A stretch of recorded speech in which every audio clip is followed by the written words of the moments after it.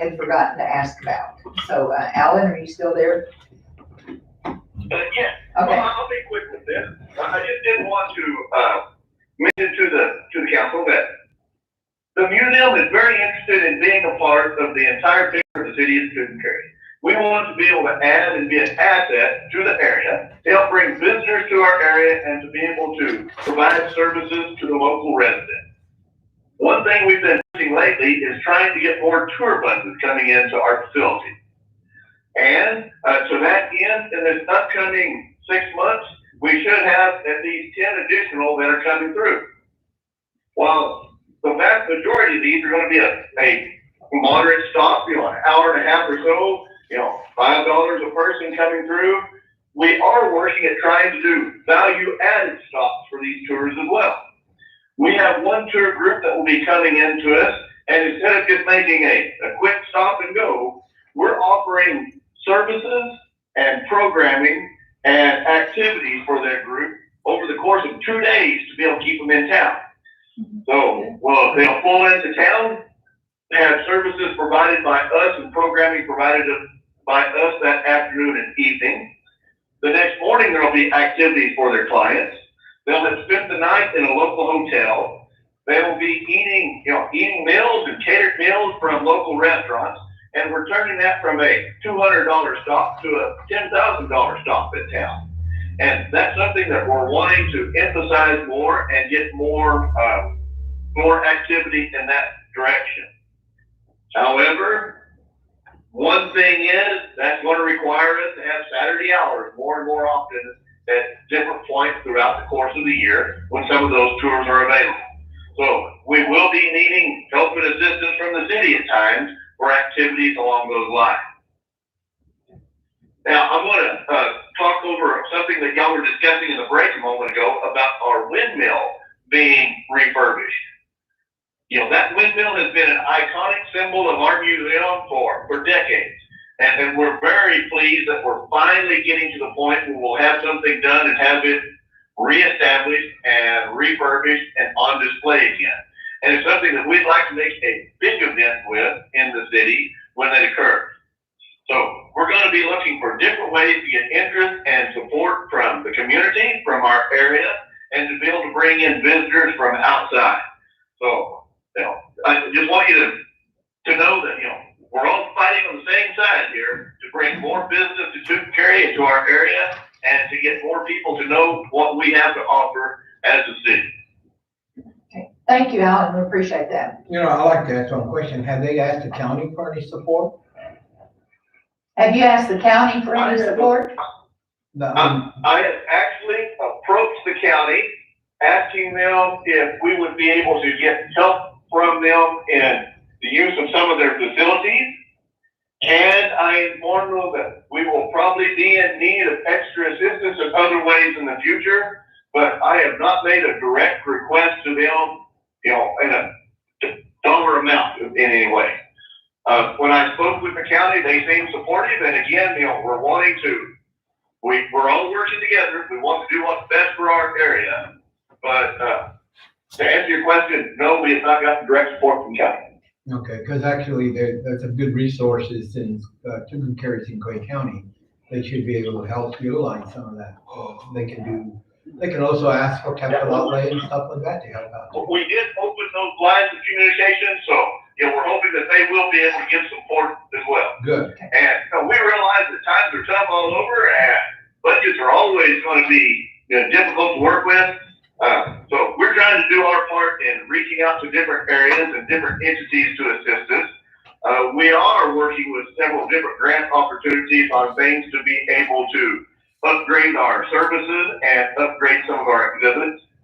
But honestly, the best support we have has been the city of Tucumcari, and that's what we're hoping to maintain a good, positive relationship with, so that we can keep our museum as open as much as possible, as productive as possible, and as large of an asset to the area as we can possibly make it be. Good. Okay, thank you. All right, on to the next item. If I may real quick, Okay. Mayor, I did have the opportunity in our short break to reach out to community development, and they did state that the sign is there at community development, so. It is there? Yes, ma'am. Yay! How about the princess? Not there. I want that too. It's in another black hole. But there was a sign that I'm assuming came maybe from the, maybe Old San Dorsey. I think they said it was a Borden ice cream sign or Borden Yeah, So sign. it's it's from right the on the Crescent corner. Creamery. Yeah, after we knocked the building back, that's what it was. Yeah. So there's that as well as another, some type of old planning and zoning sign they found. So So why didn't they donate it to the museum? We would love the Crescent Creamery one because we have a Crescent Creamery display. But the board was Sure. there for years, and it was a symbol of, San Dorsey. Where you Oh, it go was in. San Yeah. Dorsey? Yeah, it was in the corner, right on the corner of the building. Oh, okay, That faced the, Second and Main. okay. my assumption that's cities, right? Considering we toured. Yeah, we toured the Property. well, the property was deeded to Why, the so city. it keeps- The property was deeded to the city because the city was the only one that had the funds to demolish the whole mess. That's why we had the park there, and that's how they cleaned it up. We turned into a George Strait song. Just give it away. Yeah. All right, well, good deal. All right, thank you, Mark, for doing that during the break. Yes, ma'am. All right, next on the agenda is, the, discussion regarding the report and evaluation from Nathan Wallace regarding our Tucumcari Police Department. I realize this was done in 2017, when we had, let's see, Chief Brazil was the police chief, so Yeah, that was the year we got rid of, that he resigned. Retired, didn't he? that one, That he retired. yes. All right, so, Mark, do you want to head this, or? I just put it on the work session because Commissioner Moya had some things he wanted to discuss. I don't have anything in particular other than that I have met with the chief of police. And he stated that it's actually put together quite well and that the majority of these things are actually have been done or I guess, yes, they have been done within the most recent few years during this tenure. These four scopes of work right here? Yes, Is that ma'am. what we're And talking about? I've invited him to the meeting tonight so he could speak on behalf of that, exactly what this has in it and what he's done and maybe some of his own ideas that he's brought to the table that may be better or equal to this. But I'd ask that if Commissioner Moya has any comments or concerns with this. Well, I do have a lot of comments and concern about it. One of the things is, has the reporting being updated, because it was criticized on here, is it more appropriate on some of the police reporting? It's in here, I don't remember where. Also in the recommendation, it also says that we should have, are the officers being provided with the equipment they need to do their jobs, and that including updating, do they have to go into the office to do the reports, or can they do it in the cars? That's the type of stuff, you know. Everything is, we have a lot of beautiful updated equipment, even though it's not mentioned in here, but it also hints to the fact of the lack of equipment that the officers are not having at this point to be able to do those out on the field. They really have to come into the office.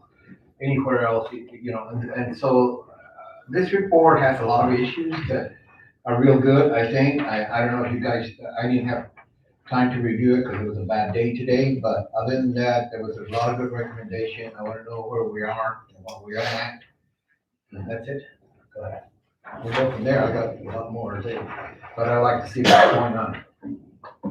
Okay, Okay. This is pretty straightforward. This is one of the first things I looked at in February of 2017 when I took over the department. Every chief has his own way of doing things. I was impressed that Mr. Wallace wasn't out on a limb anywhere. Everything he recommended are things that I would have done anyway. We can go one at a time. The training program, take them in order, that way nobody gets lost. okay, He recommended changing to the field training program. We've done that for quite some time. Officer manual. We have certified field training officers. Everybody that's not a certified officer already, before they go to the academy, starts the field training program. Once the academy's over, they finish the last segment of field training. It's documented with daily reports and recommendations from the supervisors and field training officers. That's all done. He said, write a policy or manual. We did that. Hold on a second. You say your daily reports are completed? before the officer leaves the shift? Yes, Let me tell you, I had an incident where we had a missing person and we couldn't find the report. This happened a month ago. different report. He's talking about the training, he's talking about training. Oh, training, sorry. I'm gonna cover that, I'm gonna cover that here in a minute. Okay. There's a reason for that. The training reports, the field training officer completes a report on the officer being trained every day. Okay, we have a weekly report. We use the standard field training manual. It's used through most of New Mexico. We have certified, trained field training officers. It's all done, documented as it's supposed to be. In the past, from what I understand before I got here, they kind of threw the field training at the new guys. Sometimes it was a week, sometimes it was 12 weeks. Who knows? Not appropriate. After I got here, I immediately put a stop to uncertified officers being in a police car, working by themselves. It stopped immediately. An uncertified officer is not allowed to drive a car by himself. He's not allowed to take calls by himself. He has to have a certified officer with him for training purposes. It's only after you get out of the academy that you can drive by yourself. We have one exception. We have an officer that could not go to the academy because everything was locked down last year. We gave him an academy in-house. So that's the exception. He went through an extensive training period. Now, he's still got to go to the regular academy this year. So he has massive amounts of overtraining. That's my rule. Nobody uncertified is going to take a car out. The other agencies in this area still do that, not the Tucumcari. Okay? Specialized training personnel as the budget allows. I have one of the most trained police departments in the state, period. That's my main thing. I'm a training guy. All of my patrol officers take supervision training. All of my patrol officers get investigative training. All of my officers that have a particular interest have advanced training. They all get instructor development. They all have an opportunity. I have somebody going to California for drug recognition training. Fortunately, that's not paid for by us. I got that one paid for. Anyway, we have more training per officer than any other agency in the state, period. And it's going to get better. All of my patrol officers have supervision training. All of my supervisors have management training. My sergeant has command training. He went through 10 weeks of command school. Cost me $4,000, but it was worth it. Okay, we're overtrained. We're going to be overtrained. Not an issue. Field operations, schedule 2 shifts, 6 Wait a a.m. minute, on supply, it says here, additional specialized training personnel as the budget allows, meets with other law enforcement agencies, including the DA, in this area in an effort to invite and specialized training that may be conducted. Have you done that? Because this is. Of course. Are you getting along pretty good with the DA, getting along with the other law enforcement? That's what I'm interpreting here. Are you guys correlating together?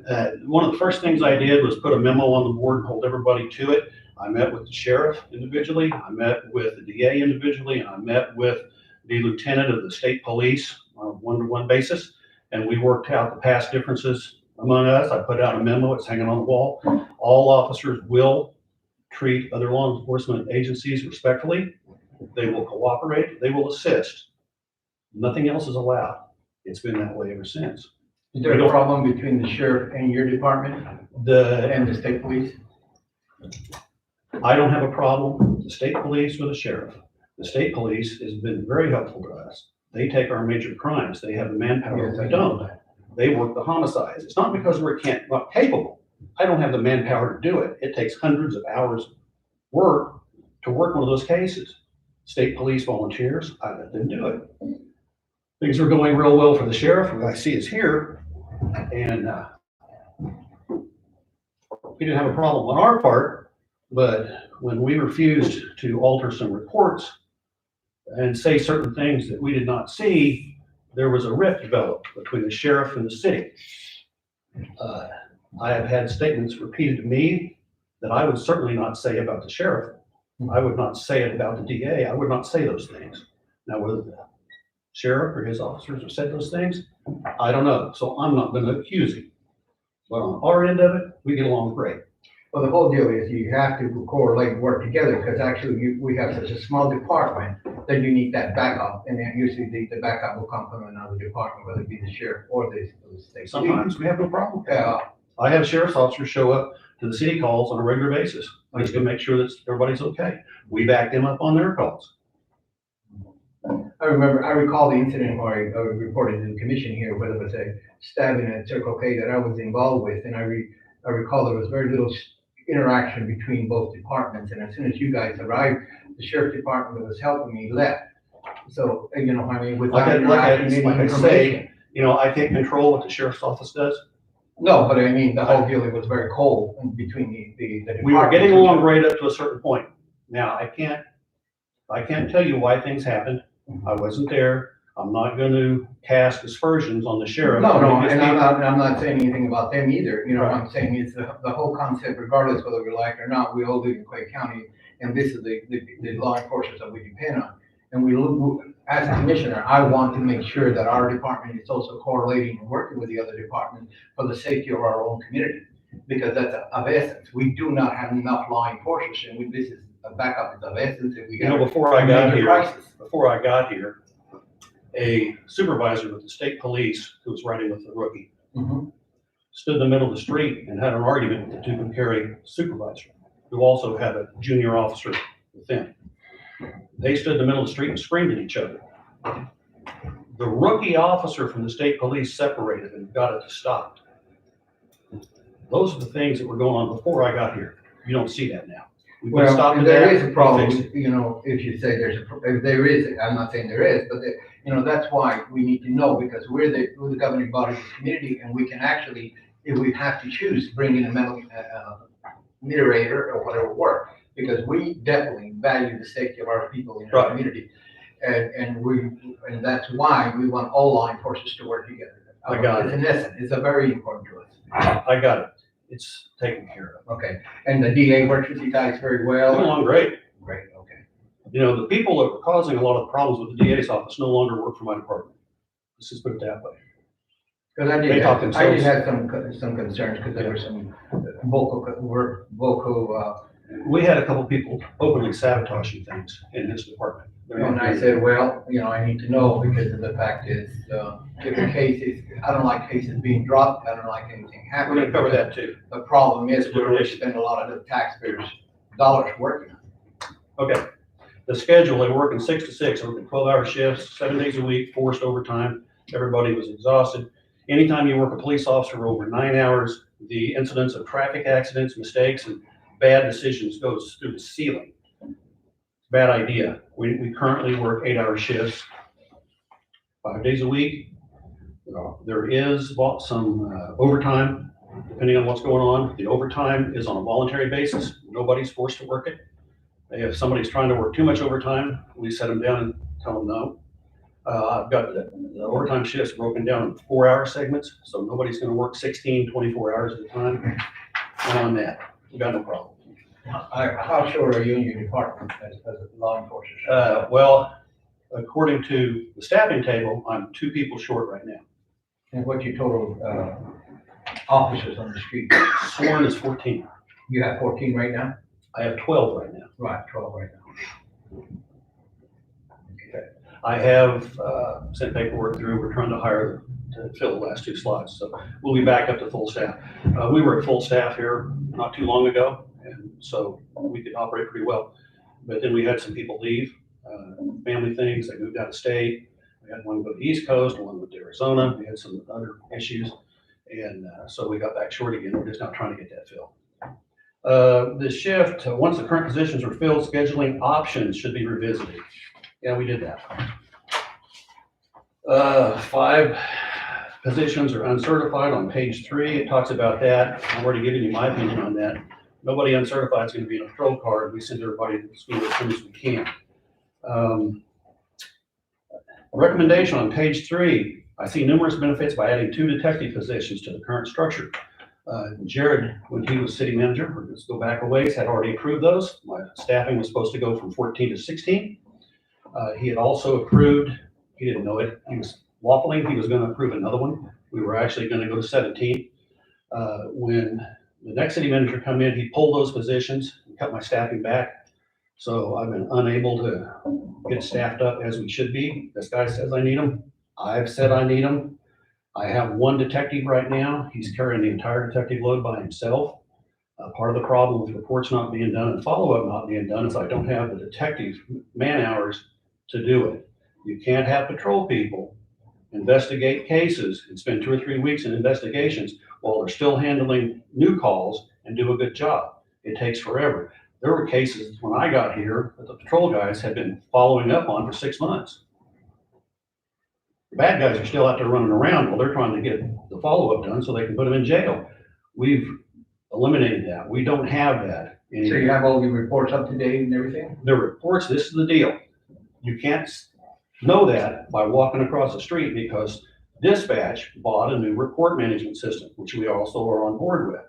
When the reports are done, they'll start a different place. I put out another directive, all reports, crash reports, criminal reports will be done before the officer goes home. That's my instruction. I have written. And when has that went into effect? Because, you know, this happened about a month ago, or less than a month ago. I'm gonna explain it. I'm gonna explain that. Okay, let him finish. Officers that don't do that, if you were get a case on Monday and you don't do the paperwork till Tuesday when you come in, you get wrote up. Several of them have found out. I got one that's gonna find out here within the next few days because somebody tried it again. They wanna go back to doing the reports whenever they feel like it. I'm not letting them. Once they do that report, because of the electronic system that we use, that report goes to the supervisor. The supervisor has to okay it. If there's mistakes or something he doesn't like, he sends it back to the officer and he can correct it. That takes several days to do sometimes till you get it corrected. Once it's corrected and finalized, it goes into the system and to where the administrative assistant can pull that up and provide you with copies. Okay? By state statute, we don't have to do it that fast. That's my rule. My rule is the day you take the call, you do the report. Now, do they always do it? No. Do I catch them? You betcha. Let me tell you one thing that I experienced, so I know from firsthand, is the fact is that when I called down there, even everybody that was on there didn't even know about it, didn't have recording, didn't have anything for the recorder, but they have to wait till the gentleman, till the person comes in. It's interesting because I think the guy was out for a day or two or something like that, so we didn't, so I just said, let it go, you know, I was able to find what I needed somewhere else. But this is what I'm concerned about. I mean, you know, there's a lot that worries me, especially when it comes to the only protection we have in our community. And so sometimes, even if I didn't care for the report, I'd log carriers for some information on what happened, and the whole concept was, we don't know. And they said, well, you gotta wait till the gentleman comes in. That's what happened. We have limited access to the system. Why? Here. To know what happened when I wasn't there and I wasn't involved, I have to go to the computer, log onto the report management system, the RMS. I have to pull up the case number, the person's name, the time and date. I have to know something, what I'm looking for. I have to be able to pull it up and I get the information. Currently, right now today, the police department is working on 2 computers that have access to that system. And they're borrowed from the sheriff or the county. I don't know if it's the sheriff's, I think it is. He was gracious enough, talk about cooperation. I'd be dead in the water if it wasn't for him. He loaned me the computer so we can do it. Is there a reason, let me ask the city manager, what's the reason we don't have that? That's a good question. I don't know why it happened before me, but I can tell you right now, it's taken a while. We're in an RFP process, but I'm happy to announce, we actually just met about it yesterday. We talked about it. We're in the process of ordering new computers for everybody there that needs to have them, as well as City Hall and throughout the city, honestly. I've been trying to get. Wait, we're talking about the law enforcement office. Why, I mean, the whole concept is they don't have period, anything. They're How can they do the prioritized. work? Correct, that's why it's an issue. That's why we have to go through the procurement process to make sure we're able to order the computers, and now that we How have, long were they out of it? since probably before you. Our computers probably date to 2006. That long? I've been being promised computers before Mark was involved. Why I was had it never the money to buy the done? computers on my own without using the city fund. I had some government money that I could use to buy computers, and I was told I couldn't do it because the rest of the city had to upgrade at the same time. And you can talk to the last city manager about that one. I've been fighting this for a long time, and I've been using the sheriff's computers for a long time. In fact, we started with 3 and one of his doesn't work anymore. So I'm down to 2. Now, everybody's got to use the same 2 computers. It's not a real handy thing. You can't walk into the station and Kathy can't look at her Well, the computer whole- on her the desk whole and tell you what's concept going on. is- She's got to go to a different room. The whole idea is that the city should have their own computers, that's the bottom line, because Mark and I are working on that. And way, and it's been over years, so it's kind of ridiculous, isn't it? To how you operate They'll be getting 14 new computers as soon as they can get here. Which we're going to be up in business here We're not gonna know what to do. someday.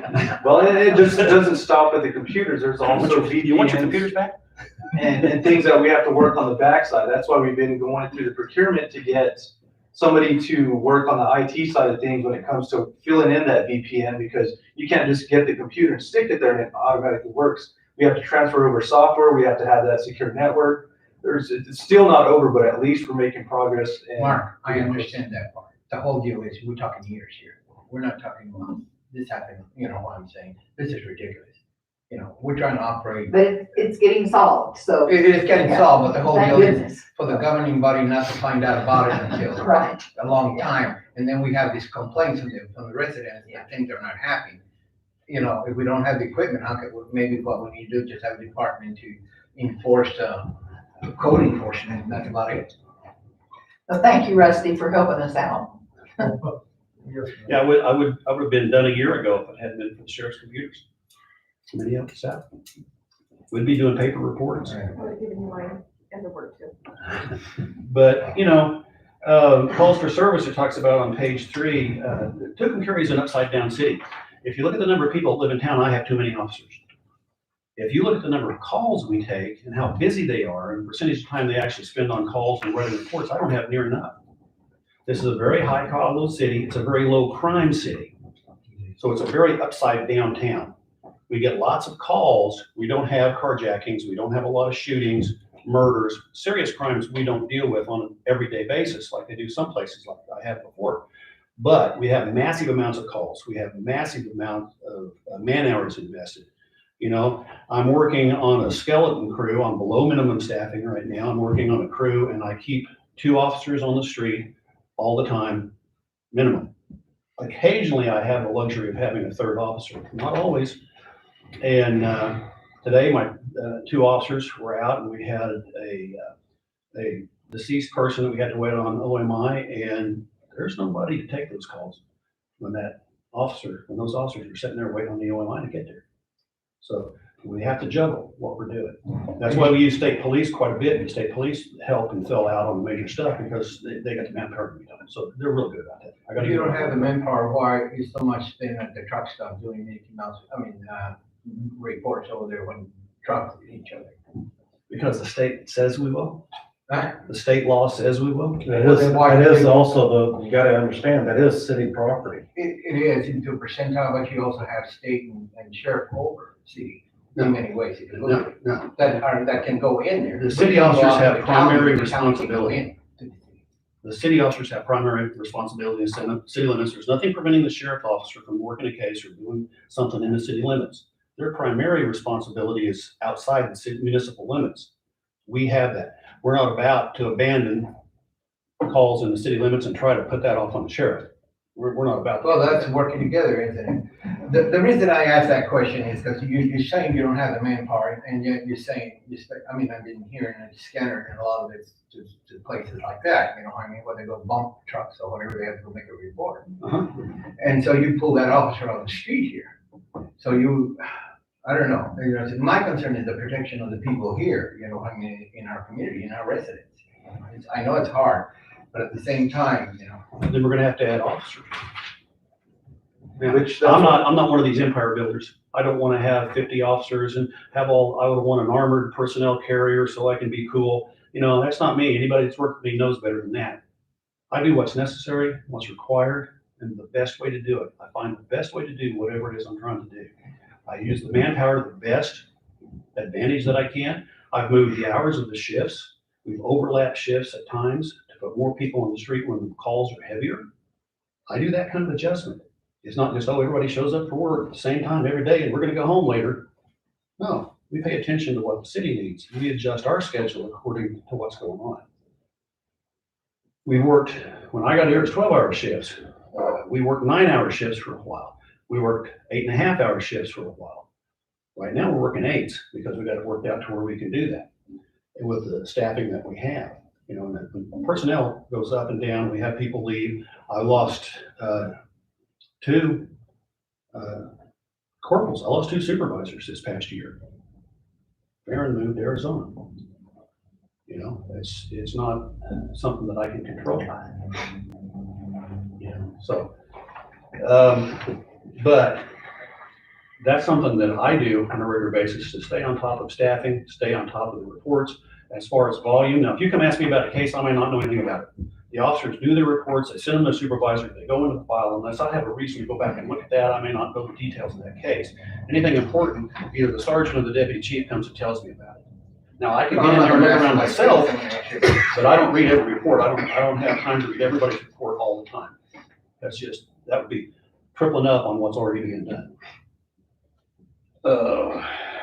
Going back real quick, Chief, to the shortage in staff. I know one thing that we've discussed recently is he has 2 applicants, like you said, that he's pushing forward. And I promise him that I'll streamline that the best that I can. That helps us to get back to full capacity, which we haven't been at that at some point. And I think he's done a fine job. I know some of my biggest concerns were the excessive overtime, or quite a bit of overtime. And like he stated, he's been able to manipulate those schedules and adjust accordingly, even in short staffing, to make sure we're taking the least hit amount possible. There is going to be overtime no matter what. But he's done a great job of reducing that, so I do appreciate that. Oh, I know he's there. I'm to the point when I get things stolen from me, I don't even report them because it's just useless. It's always constantly happening. The question I have, we have such a drug problem in our community right now. That's why we have so much things being taken. You know, we got cameras in my area and we catch so much. It's unbelievable. You know, I mean, I think we had forwarded about 3 of those videos to you guys. So, you know, this is amazing how much the drug problems are controlling this community, and people don't know it as much as I am because I work in the community so much with those types of areas. You know, I've had people come to the station and want their crash reports or have their criminal report, and they get to the station before the officer goes to the station after taking it. The officer's still not taking the reports, and the people come in and then they're complaining because they can't get their report immediately. We don't have computers in the car, and I do not intend to have computers in the car. Multiple reasons. It's not safe. It's done everywhere. Kansas City, Missouri, had an officer killed sitting in his car. If I remember, I think it was Kansas City, fiddling with the computer on a report. Somebody walked up and killed him. He was in a parking lot, an empty parking lot. If the officer is listening to the radio, looking at his computer, who's driving the car? Well, I'm not gonna have officers wrecking their cars. Now, there's an interlock device they've come up with now that you can't see the computer until you pull over. That solves one problem. You gotta pull over, put it in park, then the computer will come on. That solves one problem. There's also a problem with calls not going out over the radio. We have that problem right now. Some of the agencies have computers in their cars, and it makes that problem worse. Calls need to go out over the radio, so even if somebody that's not looking at the computer, understand that they're doing something else, here's the call. You have officers talking to a citizen, something comes up on the computer in the car and it's not put out over the radio, the officer doesn't know it. There's lots of problems with computers in cars. There's an officer over in the Albuquerque area that's wrecked their police car 5 times. I do not want to wreck 5 police cars. I do not want to get an officer hurt. Yeah, but sometimes if they're parked on a regular parking lot, they can write the reports there and do some patrolling and same time do the vehicles there. What's the advantage? The advantage is at least you got coverage on the streets and not have to come in. If you're looking at the computer, you're not paying any attention to anything else. You don't have coverage on the street. That's where we differ. You know, I'm the salmon swimming upstream. I see the problems. I've seen the people get hurt. I've seen the cars get wrecked. I've worked in big departments and Well, small it's departments, interesting and because I'm not doing it. Albuquerque still uses it. I mean, if that was that much problems, I would figure that Albuquerque would have abandoned by now. But we can talk about what Portland and Seattle are doing too, but I don't think you want that here either. So I don't know. Okay, I wouldn't be too excited about Albuquerque's police No, department. with neither. Albuquerque, But, you know, the I mean, Albuquerque but Police there's that Department danger, is my God. on a It's compliance order. like you're not driving without seatbelts, you know? Albuquerque has the feds in there monitoring what they're doing. They have a federal monitor. They're so bad. Yeah, they do, because they got out of control too. Yeah. Well, they got lots of issues, not just computers. Okay, let's go on. Investigations on page 5 often lack support, detail, and follow-up in the cases. I've already kind of hinted on that. The officers rush their cases through and they're done, whether they're complete or whether they do follow-up, because they've got 47 more cases before they can get that one done. That's what the detectives are for. That's why we have one detective. Even though I could put that detective back on the street and have another uniform, we would go back to doing this, and I don't want to do that. So we're managing the report flow. We're getting people charged much faster. We're closing more cases. We're convicting more people. We're putting more people that deserve it in jail because we have a detective. It's simple. Supervisors should verify cases are being thoroughly investigated and quality report. Under the new management system, that's exactly what we're doing. There again, his recommendations, what we're already doing. Administration, the bad policies, I have rewritten a lot of policies, not all of them. You'll still find some of these in the policy manual. That's an ongoing thing. I'm not going to sit down and tell you, next week I'm going to have a new manual. It takes a lot more time than that to actually research each one and do it right. I have a new manual and I'm superseding the old policies with the new policies as they're written and put into effect. So we have a new use of force policy. We have a new pursuit policy. We have a new handcuffing, tasers. I mean, everything. Okay, we have new policies. We've already put that in there. Let's see what else. This kind of goes on and on now. Okay. Hiring process is adequate. We do the best we can. Personal discipline. There's been an issue with a lack of accountability reports not being submitted. We address that on a constant basis. And in fact, I have an issue with an officer that this week decided not to do a report on the call when he should have, and that's being addressed. It happens. We deal with it. You're never going to eliminate it totally. Sometimes it's a difference of opinion. Sometimes an officer gets lazy. I know I did when I was a patrol officer. Sometimes that happens. They'll learn not to do it. Trust me. Recommendation, rules, deadlines, we do all that. I heard page 11, multiple accusations of a clique with an officer and supervisors, favoritism, use of excessive force. Although that occurred before I got here, by looking at the reports and the paperwork, I guarantee you all that's true. Every bit of it. It was true. It's not anymore. The supervisors that were doing this, the supervisor's gone. The officer and the use of force is gone. All the officers involved, they decided they would go other places because it was not going to be that way anymore. Then we have one department and not two. I've told everybody, I don't care if I like you or don't like you. You will not know. I will not treat you good because I like you, and I will not treat you bad because I don't like you. Everybody follows the same rules, including me. As my supervisors and my patrol officers can tell you, they get out of bounds, I ran them back in. It happens. Recommendation, page 11, at times respond to the location where officers are working. Back officers up on calls. I think I had a couple of officers that had to go home and change their uniforms the first time I walked up behind them on a call in the middle of the night. In fact, Mr. Farron told me that. Scared the crap out of it. So I work second shift occasionally. I work third shift occasionally.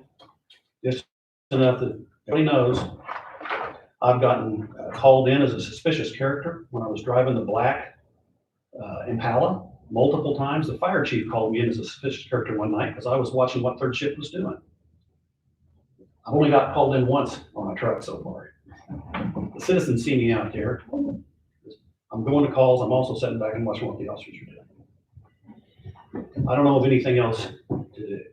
Talking about having a meeting with each individual officer, one of the first things I did.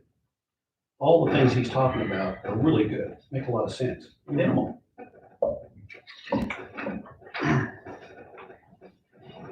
Madam Mayor, I have a question. Okay. Chief, so on page 10 up there in the grant administration, are we still utilizing the DWI grants, the Operation Buckle Up and things like those? No. Okay. We're not involved. Why would that be? There's no advantage really to a lot of those grants. It's a way to suck up money and to let officers work overtime. Officers already work this overtime. I don't want them exhausted to where they fall asleep on shift. Okay, they don't need to be working all this overtime when I'm already working them overtime. That's the main thing. It's not safe. Now, some of these grants, yeah, that's nice to be out there, but my officers are not allowed to sit in the station anyway. It's not a clubhouse. If they're on duty, they do the reports, they do their work at the station, and they get in the car and they're in the community. They better be. We're already out there.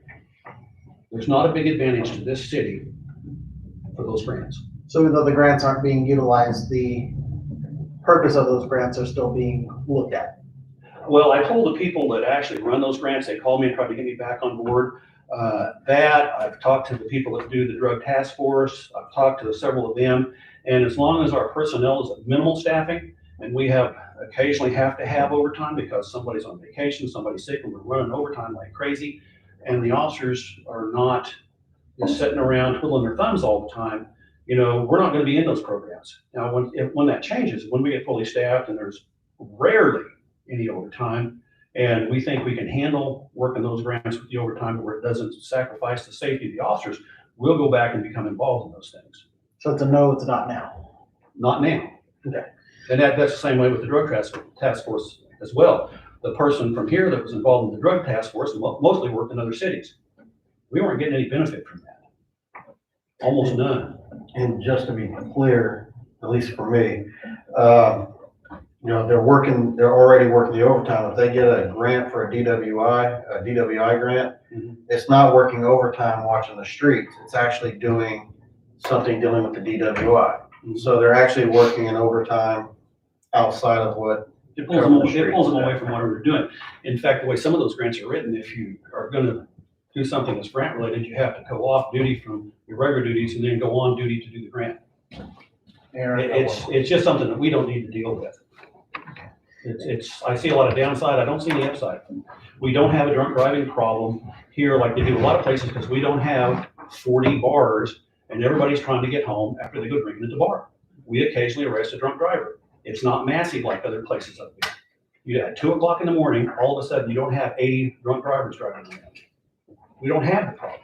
We don't have carjackings here. I'm not going to form an anti-carjacking task force. But we do have a big drug problem and it doesn't seem to be addressed. I deal with it every day. We have people that are constantly in drug-induced psychosis due to the fact that, and I know a lot of people who do the dealing and stuff like that, and yet I don't see I see the situation going on. They seem to be very freely in having the free enterprise, Most of the problems you have start in the home. I'm not gonna send officers into people's homes to see if they're doing well, drugs they might or not, drinking. but you can see where the dealing is. You see the traffic that is gone. That's going in that direction, and surely they're not all going over there to pray. They're going over there to score. And you can tell. You know what I mean? And everybody knows who they do. It's a situation that is really costing a lot more taxpayers money because of the fact is that the constant rip-off that you get stolen from your properties, personal property, just for a quick fix with some of these people, that costs people money. Okay, what's your solution? Your solution is, what are you gonna do about it? You're the one in charge. No, you have a complaint. What's your solution? Your solution is let the police department address those issues. How they're gonna cut down the drug problem.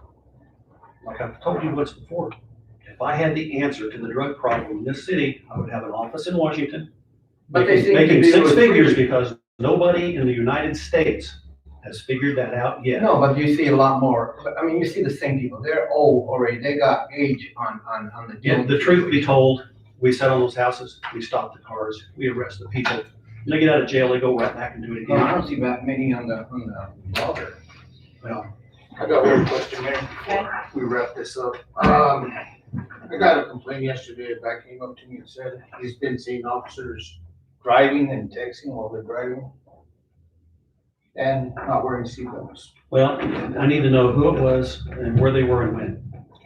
Because it's, city policies wear a seatbelt, and the texting and driving thing is dangerous, which I will address that if I know somebody that's doing it.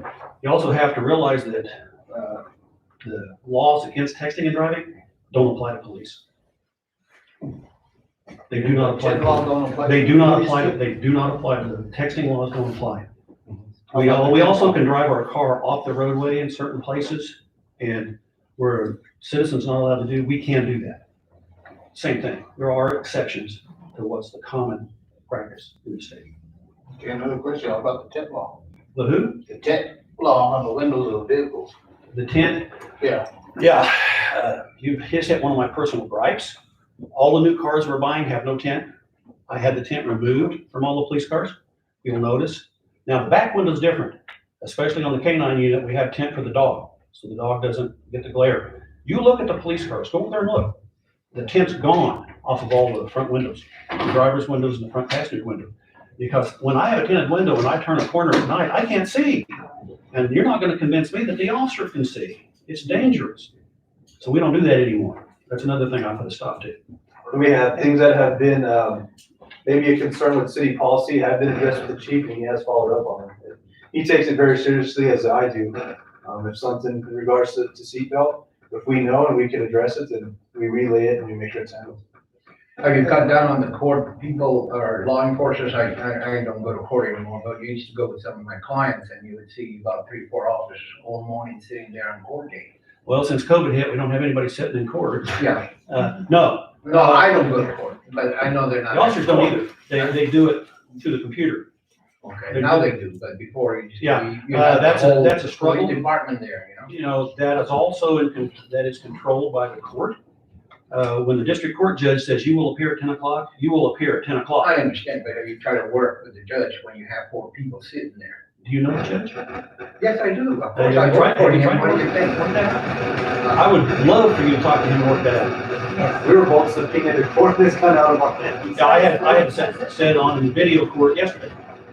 I didn't testify, but I had to do it anyway. That's a pet peeve of mine as well, is wasting officers' time in court. A lot of overtime. Yeah. We're doing all we can with it, but when we get called, we have to go. No, I know that. I get the Yeah. Sure. So Mayor, I Yes. do have one last question, and I have to say, off of hearing some concerns from officers, and I have addressed these with the city manager before, that I also have the notion as Commissioner Moya that there is problems with other law enforcement agencies. I know you've already said that your department is working perfectly fine with them. They better be. Have you noticed any lack of communication with any other agency coming back and forth? There's, and I will say this is not the sheriff I'm talking about, because I have not had a problem with the sheriff's office. I mean, I heard some things that he supposedly said, or the undersheriff supposedly said, that's nice. They supposedly did this or that. I didn't hear it. I'm not gonna worry about it unless they tell it to me directly. If they really did, so I give them the benefit of the doubt. We get along great with those guys. They go on our calls and back my officers up. We try to go back their officers up on a call. Nobody's told me about any kind of problem. Now, excluding the sheriff's office, there are agencies around here that you have no communication from. You get no information. And there's no way you're ever going to. And you're confident that that's not anything from our department that Nope. has caused that? That is statewide. It's the same complaint every time I go to a chief's meeting. Every chief in the room will give me the same complaint. How about you? Are you working good with them? Like I said, the last lieutenant, which is in charge of this area for the state police, I met with, we got along great, super guy, helped me out on a couple of serious crimes here. The new guy, I know him real well. You know, we don't have any issues. Still yet, when we have something major, they're all on board. Everything's great. I have a couple of particular officers who I've invited to stay out of town because they're just flat abrasive and they're rude to our citizens. Now, as far as the agency itself and the supervisors and all that, we do pretty good, but we don't have any problems. You know, the officer, at the street level, the officers, we don't. We just got a couple of people, I know there's a couple of people at the other agency that people just don't like. They don't want them around, and I don't blame them. They're jerks. Can I make a comment? It's not a statement. And the reason I want to make a comment, because I was actually working in the department when this was done. Right. And I was in the department when the chief came through. There was countless times, well, first off, going to the department thing, being a veteran, I never got along with the other branches till we needed each other. Just want to put that in there. But there was countless times, I'm an early bird, as some of y'all know, that I would walk into the police department and you could hear them snoring. Either they were working too long or they just was not being watched enough. There was more game playing on the computers than there was report taking. I was immediately impressed when I found out when I came in and Officer Farron mentioned that he had the, you know what, scared out of him because somebody was on patrol. I was like, who? And he said, the new chief. And that happened constantly. A lot of these have been taken care of, and I can vouch that the chief did start working on these immediately because, you know, personally, it was kind of an embarrassment being in the police department during that time frame because a lot of officers, they only went out on the road whenever when a call came in. And I have to say I compliment y'all because I have seen the cars out there a lot more lately. But I just want to put that in there that this was a while back, but I was there when they were doing this, and I actually talked to the gentleman that had did this. He came sat in my office, and we discussed because he wasn't sure about what he was seeing and hearing, and I kind of validated a lot of the stuff that he was saying. The clicks, that was happening. It took a while, I think, to actually straighten it out, but it did straighten out. You know, we're all going to have a few problems, and the drug problem, I'm with you on that. But you can't walk into somebody's, I can tell you 10 people right off the top of my head that deals drugs, but that doesn't fix that we can go in their house and just arrest them. No, I understand that part, but let's say, for example, it tends to become almost like a candy store, you know what I mean? Everybody in the neighborhood knows, but it seems like nobody's addressing it, you know? Yeah. I mean, this is really ridiculous. You know, I got cameras in my place and I pick up, like the other night, that guy was stealing all the fence around that MR building on 3rd Street. It's going down the street with the whole thing on a little dolly or whatever, and making all the noise and nothing happens, you know what I mean? And then next Did you day- call the dispatcher and let them know? I'm actually was out of town, I was in Clayton, and I didn't call. So you saw the camera? I didn't call, because when I looked at it, I said, well, there's nobody in patrol, who cares? And you see that all the time, you see the people, they're going to some of the drug houses, because you can pick them up on the camera, you know what I mean? And you go, Well, it's just like the street racers. It's the same thing as the street so racers. easy, and yet we don't get it addressed, and then I have to deal with it in my clinic, because a lot of the people that we have on medication are now using this other type of drug, throwing off the whole thing. Now we got all kinds of issues in the community, you know, and so. Well, the street racers cruise around town till they find the officers that we have on duty, and they know we're limited. So they locate where they are, and if they're on the west end of the boulevard, they go to the east end of the boulevard and race. If they're on the east end of the boulevard, they go on 1st Street, they go to the west end of the boulevard. I see them out cruising. I know what they're doing. They're finding the officers. You'll see them drive by the station, and they drive down the boulevard both ways. They drive down 1st Street. They will locate the officers, tell everybody else where they are, then they go race. We get a complaint, we go down there, and they hear us coming. Well, I know And then there it's was a fun. time when it comes to street racers, somebody would do something on one side of town, and sure enough, and then we hear the race on the other side. Chief, in terms of morale, how would you rate morale in your department? You know, I know that was an issue in the report. you know, when I got here, it was in the tank. It was horrible. I had never seen it that bad. We had officers trying to sabotage each other. We had supervisors trying to sabotage officers. I had a supervisor then that would come into my office once a week and say, so-and-so shouldn't be an officer. We need to fire him. And it was a different officer every week. It was horrible. We got some issues right now because I had some people that thought they could go back to 2016. And we've got some severe discipline on some people recently. And we've got more coming up this week because they ain't gonna make it. You're gonna play by the rules. So they're a little hurt right now. But overall, when you talk to people, you see in training, when you watch what they do when they're on calls and how they interact with each other, it's about as good a morale as I've ever seen anywhere in a police force. And I've seen a lot of them. I've been a lot of places where it all goes up and down. We've hit a little dip because some people are unhappy. They want to go back and play patty fingers and screw around and not do their job. And Well, those officers who are not fiddling around, they're noticing the changes and they're satisfied with those? in fact, I just severely disciplined an officer, and he told his supervisor that he was gonna personally contact every other officer in the department and explain what he did wrong and own it. And he promised everybody he's not gonna do that anymore. Now, that's a pretty positive sign. If he's just acting contrite because he got caught, I'll know in a few months. If he's acting contrite because he's sorry he did it, I'll know that in a few months. There's a difference. All right, thank you, Chief. We appreciate you coming and going over this with us. Okay, I think we need to turn off our mics and, have to take a break, so recorders are off. All right, it's adjourned.